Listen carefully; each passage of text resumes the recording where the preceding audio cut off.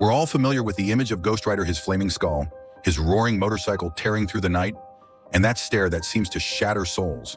He's iconic, intense, supernatural. But have you ever stopped to ask, where do these terrifying powers actually come from?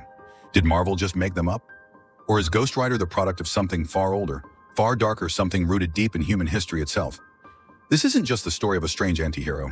It's a fusion of ancient legends, from the fire and brimstone of biblical hell, to Faustian pacts sealed in blood, to ghostly riders of folklore delivering vengeance under moonlight.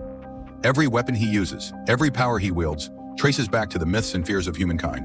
And once you see where it all comes from, you'll never look at Ghost Rider the same way again. Ghost Rider wasn't born with his powers, and he didn't get them from some lab accident like most heroes.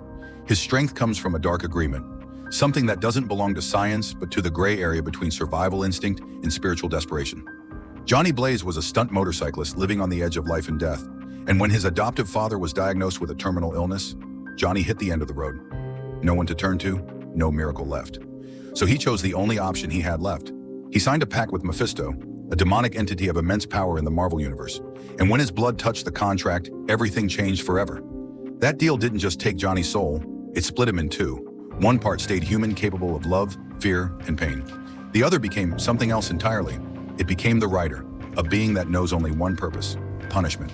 The Rider isn't a spell or a costume. It's a separate entity, an ancient spirit of vengeance that was sealed away and now lives parasitically inside Johnny's body. When night falls, Johnny doesn't transform into Ghost Rider.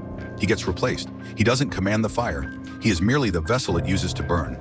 If this sounds familiar, it's not a coincidence. It directly inherits from one of Europe's most iconic legends, the story of Faust. Faust was a brilliant scholar from the 16th century who grew disillusioned with human knowledge and craved something beyond metaphysical understanding. To gain that, he made a deal with Mephistopheles, a demonic entity, trading his soul for power, knowledge, and pleasure. The result? Faust never truly found happiness. He gained everything, only to lose himself in the process. Johnny Blaze is the modern echo of that tragedy. Mephisto in the Marvel Universe isn't a random invention. He's a direct reinterpretation of Mephistopheles, drawn by writers Roy Thomas and Gary Friedrich from post-medieval Western culture, where the idea of the price of pride has always loomed large. Across thousands of years, cultures around the world have believed in the possibility that a human being can be possessed by an invisible force, especially when the body is weak, the spirit is fractured, or a spiritual pact is made. In Siberia, shamans call it spirit merging, where the soul of an ancestor or god enters the body to guide. In Japan, vengeful spirits like Onryo can inhabit the living through dreams or unresolved hatred. In parts of Africa, spirit possession is part of ritual, but can also be a divine punishment for those who violate cosmic law. Ghost Rider is the modern embodiment of this ancient fear, that when a person becomes so desperate or broken that they no longer believe in themselves, something else might step in. And when it does, you are no longer you. That's why Ghost Rider can never be a traditional hero. He doesn't save people. He doesn't die for a cause. He exists to carry out the cost like a sentence with no judge and no appeal. And Johnny Blaze, as the host, is left with only one thing: the quiet pain of knowing that he asked for help and received a monster. If Mephisto is the invitation from hell, then Ghost Rider is the one standing at the gate, never letting anyone come back. There is no redemption, no forgiveness, only judgment carried out in fire. He is not a hero, not a sinner. He is justice, a form of justice with no court, no trial, and no appeal. And to enforce it, he brings two things: a burning chain and a stare that sees the soul. In Greek mythology, the three sisters known as the Erinyes or the Furies were the embodiment of vengeance. They hunted down those who murdered their kin, ignoring the laws of men. In Roman culture, Nemesis was the goddess of retribution, punishing arrogance and injustice. In Eastern traditions, beings like Yaksha, Rakshasa served as spiritual enforcers, entities that delivered karmic justice to those who violated moral order. Ghost Rider in his modern form is simply the latest chapter in an ancient legacy of spirits that judge, not by law but by fire. Why does Ghost Rider wield a chain, not a sword, not a gun, but a burning chain? Because throughout human history, chains have symbolized punishment and absolute control.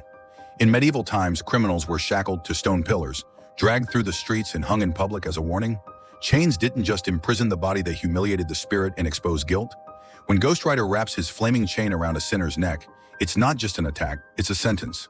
A sentence without lawyers, without defense. Only guilt pulled into the fire. The penance stare is one of Ghost Rider's most terrifying powers. One glance and the guilty relive every ounce of pain they ever caused. There's no escape, no pretending to repent, no way out. In history, humans have tried to punish through conscience. In Victorian England, thieves were forced to wear signs saying, "I am a thief," as they walked through town. Ancient Turks made criminals listen to their victims' cries, Some cultures paraded the guilty before crowds not to execute them, but to let them slowly rot in the weight of their own sins. Ghost Rider simplifies all of that. No words, no torture, just one look and hell opens by itself. Not everyone believes in hellfire, demons, or vengeful spirits. But everyone understands one thing. If you've ever caused pain, that pain doesn't vanish. It waits for a messenger like Ghost Rider to come knocking. When people think of Ghost Rider, it's not the face they remember, it's the flame. Not the warm kind we light on cold nights, not the gentle glow of hope. His fire does not flicker, it does not purify. It doesn't belong to this world. And throughout human history, fire like that has always terrified us. Fire has long been a religious symbol, but its meaning depends on where you stand. In Eastern traditions, fire in cremation rituals purifies the soul and guides it peacefully to the afterlife. In Christianity, holy fire can symbolize the spirit bringing clarity, protection, and strength. But that same fire, in the same religion, also appears in its most feared form, hellfire. In the Bible, it is described as the flame that never dies, where the wicked are burned for eternity. In Islam, the hell of Jahannam is a sea of burning sulfur that devours the corrupt. To the ancient Greeks, it was pyros, underground fire, consuming the restless dead. The flame on Ghost Rider is exactly that. It doesn't light the darkness, it names the things hidden within it. It doesn't forgive, it doesn't cleanse. It punishes by burning sinners along with the sins they thought were buried. Ghost Rider is the embodiment of hell. Wherever he appears, the air thickens, the ground ignites, and people feel it in their bones someone is about to pay. Across languages and continents, every culture has imagined a final place of judgment. In Dante's Inferno, sins map to specific circles of hell, some soaked in blood, others frozen so deep they crack bones, and one where traitors are flayed for eternity. In ancient Chinese beliefs, 18 levels of hell await, filled with boiling cauldrons, saws, and bone-splitting punishments. The Mayans believed sinful souls must cross rivers of blood and fire and wander through mazes before facing their verdict. Ghost Rider simplifies all of it. No rituals, no gavel, no final words. His arrival alone is the sentence, and the punishment begins. Think Ghost Rider's flaming motorcycle was a random Marvel invention? Think again. Since the Middle Ages, Europeans whispered about the Wild Hunt, a ghostly horde of black riders galloping across the night sky, chasing guilty souls and leaving scorched earth behind. In America, the Headless Horseman rides a fiery steed, silently hunting traitors through dense woods. Even in Vietnam, tales were told of the Red Funeral Carriage, a phantom vehicle that roamed at midnight, carrying the dead to the graveyard, unseen by the living. Ghost Rider is the urban echo of these old hauntings. The horse became a motorcycle, the armor turned to leather, the sword became a flaming chain, but the fear remains untouched. When he arrives, sins surface. There is no place left to run. Ghost Rider is not just a comic book character. He is the product of thousands of years of culture, belief, fear, and humanity's desperate craving for justice. From Faust's deal with the devil, to vengeful spirits like the Furies and Nemesis, from the punishing chains of medieval Europe, to hellfire found in every religion, and the ghostly rider on a burning chariot, everything lives again through the shape of a man who traded his soul. When Roy Thomas and Gary Friedrich created Ghost Rider in the 1970s, they weren't just inventing a superhero.